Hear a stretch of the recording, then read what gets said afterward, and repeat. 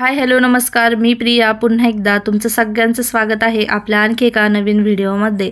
तर कालच्या व्हिडिओमध्ये आपण ब्लाउज पीसपासून गुढी वस्त्र कसे बनवायचे हे बघितलं होतं। एकदम साध्या सोप्या पद्धतीने कुठेही न कापता किंवा कशाचाही वापर न करता आपण खूपच छान वस्त्र बनवलं होतं ब्लाउज पीसपासून। तर त्याचा व्हिडिओ मी तुम्हाला खाली डिस्क्रिप्शन बॉक्समध्ये देते, तो सुद्धा नक्की बघा। तर आज आपण बनवणार आहोत साडीपासून गुढी वस्त्र, जे की गावाकडे आज पण साड्यांचाच वापर केला जातो गुढीसाठी। तर बघू शकता अशा पद्धतीने मी साडी घेतलेली आहे आणि आपल्याला ही काठाची साडी आहे, दोन्ही साइडने काठ आहे।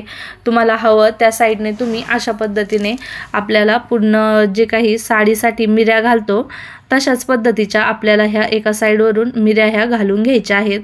मोठ्या छोट्या तुम्ही तुमच्या इच्छेने या ठिकाणी घालू शकता, याला काहीच माप नाही, तुमच्या इच्छेने तुम्ही कशा सुद्धा घालू शकता। तर बघू शकता अशा पद्धतीने मी एका साइडने अशा पद्धतीने सगळ्या मिऱ्या ह्या घालून घेतलेल्या आहेत। तर आपल्याला काय करायचं आहे, आता ह्या सगळ्या मिऱ्या आपल्याला एकसारख्या जोडून घ्यायच्या आहे।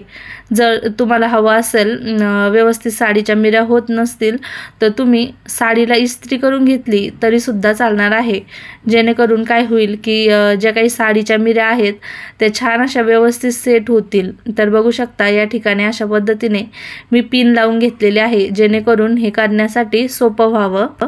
आता या ठिकाणी ज्या काही दांड्याला तुम्हाला गुढी बांधायची आहे तो अगोदर मी असा स्वच्छ करून घ्यायचा। त्यानंतर आपल्याला ह्या साडीचा जो काही एक एंड आहे तो अशा पद्धतीने ठेवून घ्यायचा आणि तुम्हाला हवं तशा एखाद्या नॉडने किंवा कशाने तुम्ही अशा पद्धतीने बांधून घेऊ शकता।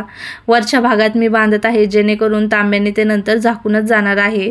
तर अशा पद्धतीने आपल्याला एक साइड पहिलं सिक्युअर करून घ्यायचे आहे आणि व्हिडिओ दाखवते त्याच पद्धतीने बघू शकता। आता आपल्याला जो काही खालचा पदराचा जो काही भाग आहे तर तो आपल्याला सगळ्या मिऱ्या ह्या सेट करून घ्यायच्या आहे, जेणेकरून ते दिसण्यासाठी हे छान दिसावं।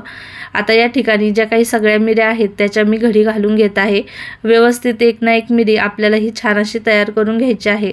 तर ह्या साडीपासून आपण कुठेही न फाडता न शिवता बिगर शिलाई मशीनचा वापर न करता गुढी वस्त्र बनवणार आहोत। मार्केटमध्ये जर हे घेण्यासाठी गेलं तर ते खूपच महाग आहे, 400-500 रुपये तर साधारण ह्याला जातातच। तुमच्याकडे हे अशा पद्धतीचं शाही मस्तानी गुढी वस्त्र किती रुपयाला मिळतं मला कमेंट करून नक्कीच कळवा।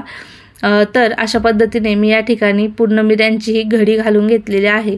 तर तुम्हाला करण्यासाठी थोडंसं अवघड वाटत असेल तर तुम्ही या ठिकाणी पिनांचा सुद्धा वापर करू शकता, जेणेकरून ते करण्यासाठी सोपं होईल। आता साडीचा जो काही थोडासा भाग म्हणजे शेवटचे जे काही काठ जेव्हा शिल्लक राहतो तेव्हा अशा पद्धतीने आपल्याला ते फोल्ड करून घ्यायचं आहे। मी व्हिडिओ दाखवते आहे त्याच पद्धतीने, अगदी सोपं आहे। तुम्ही जर लक्ष देऊन बघितलं तर तुम्हाला सुद्धा लगेच येईल।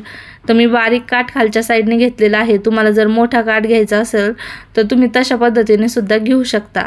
आणि एक एक मिरीची फोल्ड घातल्याच्या नंतर मी या ठिकाणी पिना लावून घेतलेल्या आहेत। जर तुम्हाला हवा असेल तर तुम्ही या ठिकाणी सुई धागेने टाचू सुद्धा शकता, किंवा अगदीच नसेल करायचं तुम्ही स्टेपलरच्या पिना लावू शकता, किंवा त्याही नसतील तर तुम्ही काटे पिनचा सुद्धा या ठिकाणी वापर करू शकता, किंवा जर तुम्हाला मशीनचा वापर करायचा असेल तरी मशीनने सुद्धा तुम्ही या ठिकाणी टिप मारून घेऊ शकता।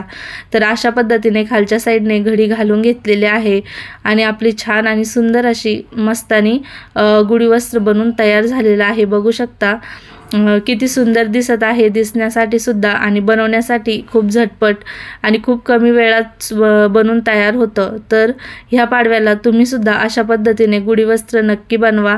व्हिडिओ थोडा जरी आवडला असेल तर मित्रपरिवारासोबत शेअर करा, लाईक करा आणि आपल्या चॅनलला नक्की सबस्क्राईब करा।